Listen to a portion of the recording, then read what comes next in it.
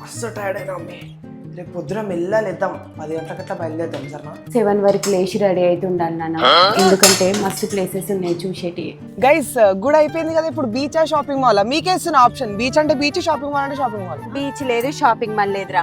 మాతో వచ్చిన ఓనంటే గుళ్ళకే రావాలంతే, ఇంకా 4 గుళ్ళు చూసేటి ఉన్నాయి. అబ్బాయి ఏంద్రా ముసలోడు లెక్క, మేము ముసలోళ్ళమా, నువ్వు ముసలోనివా? మేమేమో ఫాస్ట్ అయినావు, నువ్వు స్లో అయినావు, మెల్లమెల్లగా నడుస్తావు. గుడి బంద్ అయితే జల్దీ నడువుగా, నడువు. ఏం తిందాంరా మరి ఇప్పుడు?